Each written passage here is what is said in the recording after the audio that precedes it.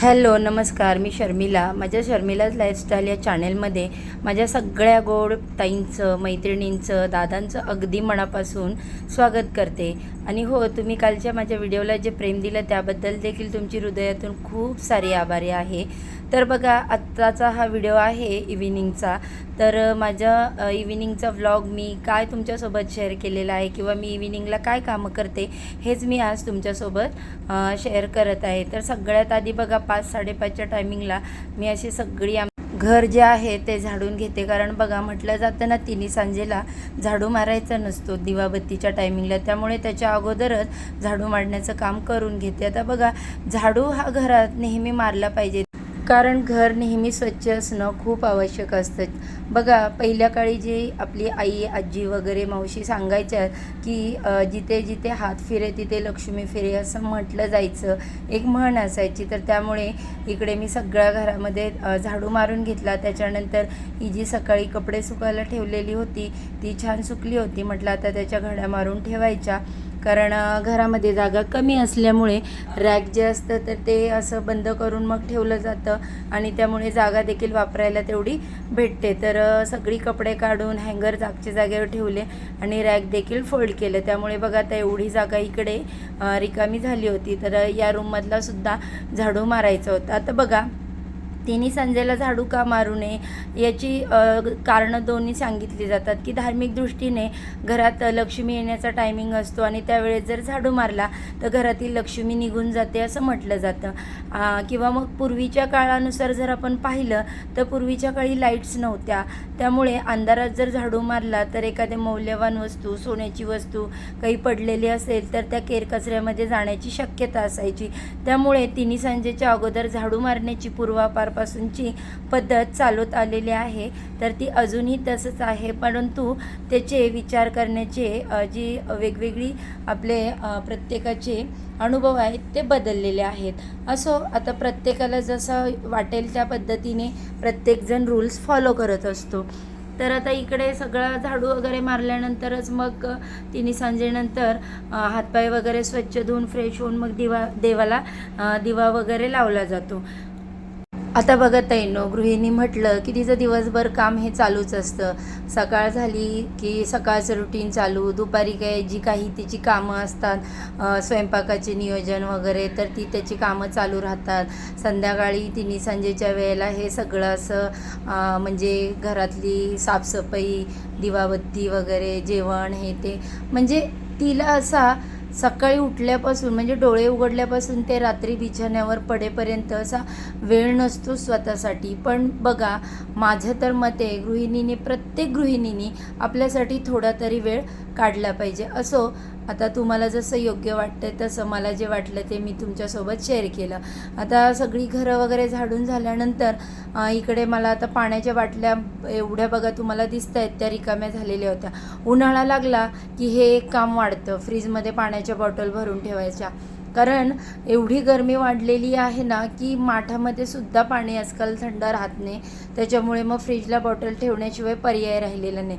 गावाला जर राहिला असू तर बाहेर झाडाखाली माठ वगैरे ठेवला जातो, त्याच्यामुळे थंड हवेमुळे माठातील पाणी थंड होतं, फ्रीजची काही एवढी गरज पडत नाही. पण मुंबईत शहरी भागामध्ये राहायचं म्हटल्यावर उन्हाळ्यामध्ये तर फ्रीजची गरज पडतेच. आता तुम्ही म्हणाल की फ्रीजचं पाणी पिणं हेल्थसाठी चांगलं नसतं. हो, माहिती आहे मला ते सगळं, पण अशा कित्येक गोष्टी आहेत ज्या हेल्थसाठी चांगल्या नसतात, परंतु लोकांना त्याची सवय झालेली असते. तर रिअल लाईफमध्ये, डेली लाईफमध्ये करायची, तर त्या केल्याच जातात. मग ते हेल्थसाठी चांगले असू किंवा नसू, त्याच्याकडे एवढं लक्ष दिलं जात नाही. त्यातलाच हा एक भाग म्हणजे फ्रीजमधलं पाणी. असो, आता बघा, तुमच्याशी बोलत बोलत मी इकडे बॉटलसुद्धा भरते आहे प्युरिटच्या, आणि लगेच मी भांडी देखील मांडून घेतली सगळी. म्हणजे कसं होतं आहे, कमी वेळामध्ये 2-2 कामं केली तर कामं अशी पटकन होऊन जातात. आता भांड्याचं रॅक मांडलं की जागा रिकामी झाली, तिकडे लगेच म्हटलं चला आता पटकन आपण चहा ठेवून घेऊया, म्हणजे पुढच्या कामाला आपल्याला मोकळं. त्याच्यामुळे आता मग रॅक साईडला ठेवून दिलं. पाण्याच्या बॉटल भरता येत तोपर्यंत चहा ठेवायला घेतला मी इकडे. आणि त्याच्यानंतर जे काही पाण्याची बॉटल्स वगैरे भरत होते त्यावेळेस पाणी सांडतंच बघा, इकडे तिकडे गेल्यानंतर 2 कामं एकत्र करत असताना काहीतरी एखादं काममध्ये बिघाड होतोच. तर अशा प्रकारे जर पाणी थोडंसं सांडलं होतं ते क्लीन करून घेतलं वायपरनी आणि लगेचच चहा ठेवला. आता चहा ठेवल्यानंतर मग बाकीची जी काही माझी पुढची कामं आहेत ती देखील मी तुमच्यासोबत शेअर करणारच आहे. पण हा टायमिंग जो आहे तो चहा नाश्त्याचा इव्हिनिंगचा होता आणि त्याच्यानंतर मग माझी जी काही पुढची कामं आहे त्या कामाला मी सुरुवात करणार आहे. चहामध्ये जर अद्रक नसेल तर अजिबात चहा प्यायला आवडत नाही, ती रोजची आम्हाला सवयच लागली. त्यानंतर आता चहा नाश्ता वगैरे सगळा झाला आणि लगेच संध्याकाळची 3 सांजेची वेळ झाली होती. 6:45-7 वाजले असतील. तर त्या टायमिंगला मी देवाला दिवा लावायला घेतला. आता देवाला दिवा लावणं हे एक काम तर मला म्हणता येत नाही किंवा माझ्या मते तर काम नाही आहे. ही एक आपल्या मनातील भक्ती, देवाबद्दलचा आदर आणि देवासाठी आपण एक प्रकारची कृतज्ञता व्यक्त करतो. तर अशा प्रकारे माझं ह्याच्याबद्दलचं मत आहे. तर आता मी इकडे देवाला दिवा लावला. बघा ताईंनो, तुम्हाला जमत असेल तर मी सांगते, नेहमी देवाला तेलाचा दिवा लावावा आणि जी आपली कुलदेवता असते तिच्यासमोर तुपाचा दिवा नेहमी प्रज्वलित करावा. त्याच्यामुळे कुलदेवतेचा आशीर्वाद आपल्यावरती, आपल्या कुटुंबावरती, मुलांवरती कायम राहतो आणि आपल्या कुटुंबाचं रक्षण करणारी कुलदेवी जी आहे ती म्हटली जाते. त्याच्यामुळे कुलदेवीसमोर असा तुपाचा दिवा लावायचा. देवांना सगळ्या मी ज्या स्त्री देवता आहेत त्यांना हळदी कुंकू लावलं, स्वतःला हळदी कुंकू लावलं आणि लगेचच बाहेर तुळशीजवळ देखील दिवा लावला. तर तुळशीजवळ देखील मी तुपाचा दिवा लावते. आणि याच्यामागे पण बघा एक छोटीशी आख्यायिका सांगितली जाते की तुळशीसमोरचा दिवा जास्त मोठा लावू नये, छोटासा असावा. कारण जोपर्यंत तुळशीसमोर दिवा जळत असतो तोपर्यंत विष्णुदेव हे एका पायावरती तिथे उभे असतात असं मी वाचलेलं होतं. ते मला जे माहीत होतं ते तुम्हाला सांगितलं. त्यामुळे तुळशीचा माझा असाच छोटासा दिवा असतो. धूप अगरबत्ती ओवाळून घेतली तुळशीला. त्याच्यानंतर उंबरट्यावरती आपले जे अष्टलक्ष्मीचं स्थान असतं उंबरट्यावरती दिवा लावला. तो दिवा माझा नेहमी तेलाचा असतो. तर अशा प्रकारे बाहेरची देखील दिवाबत्ती झाली. आणि बघा, सगळ्यात महत्त्वाचं म्हणजे घरामध्ये रोज कापूर जळला पाहिजे. तर ह्याच्यामागे पण कारण आहे, शास्त्रीय देखील आहे, धार्मिक पण आहे. जर आपण घरामध्ये रोज कापूर जाळला तर कापूर याच्यापासून निघणारा जो धूर आहे तर त्याच्यामुळे घरामधील जी निगेटिव्हिटी आहे तर ती दूर होते. घरामध्ये पॉझिटिव्ह वातावरण मोठ्या प्रमाणामध्ये निर्माण होतं. आणि या कापरासोबत आपण जर लवंग आणि वेलची जर जाळली तर ती लक्ष्मीकारक असतात. त्यामुळे माता लक्ष्मी घरामध्ये अखंड स्थिर राहते आणि त्यांचं आगमन देखील घरात होतं असं म्हटलं जातं. आपल्या दरवाजावरून देखील कापूर ओवाळून घ्यायचा आणि उंबरट्यावरती जाळायचा. हे मी रोजच करते.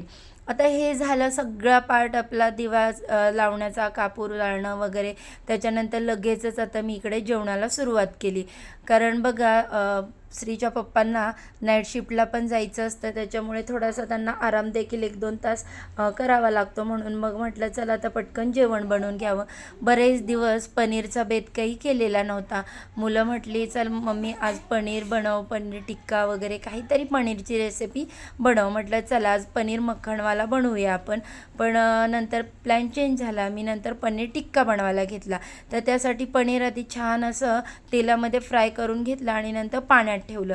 तर ते का ठेवायचं, तर पनीर आहे असं मऊ राहतं, ते रबरासारखं होत नाही खाताना, म्हणून त्याच्यामध्ये थंड पाणी घालायचं.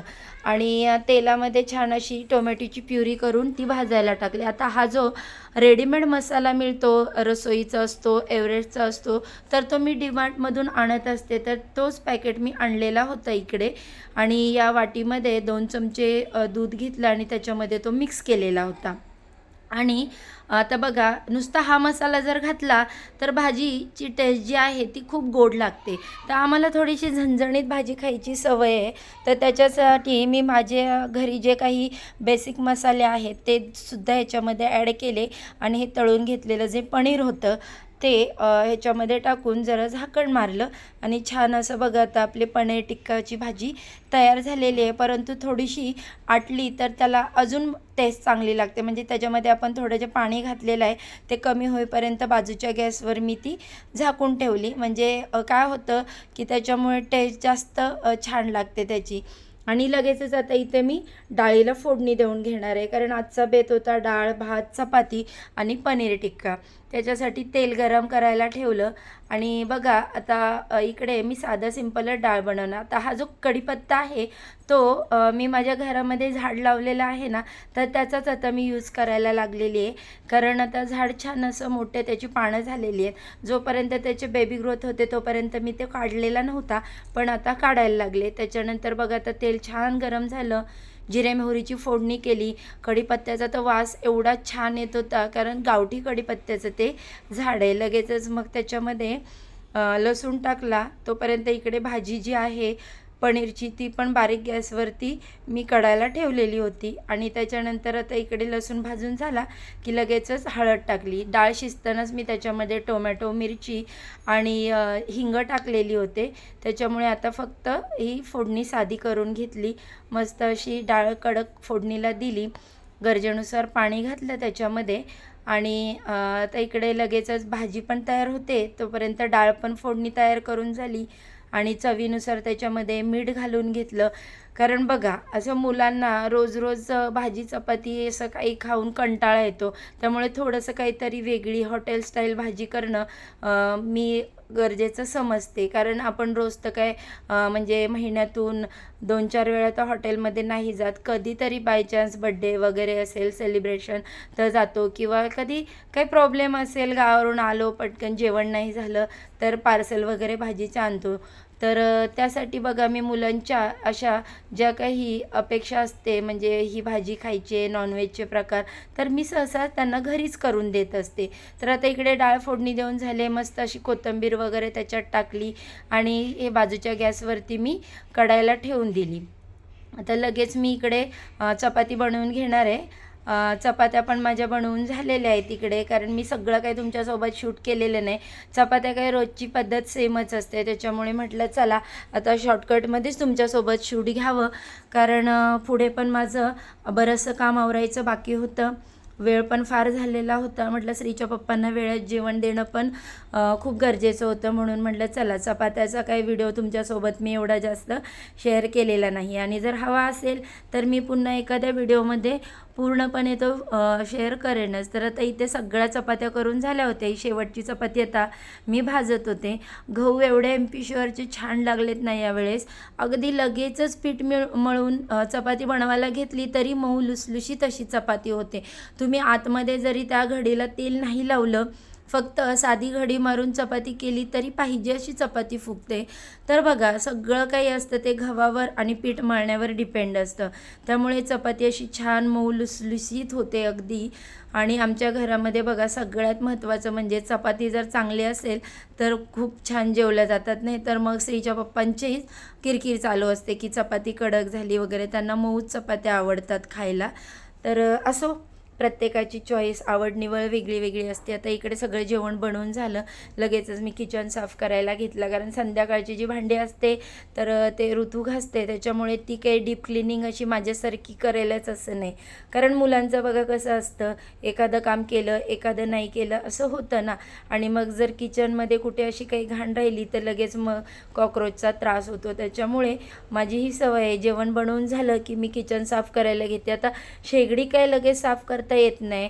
काचेची शेगडी असल्यामुळे त्याच्यावरती जर पाणी वगैरे पडलं जास्त तर ती फुटण्याची शक्यता असते ना. त्याच्यामुळे मग मी शेगडी जरा वेळानेच साफ करते, किंवा मग कधी कधी ऋतू पण साफ करून ठेवते. तर असा किचन वगैरे सगळा मी साफ करून घेतला.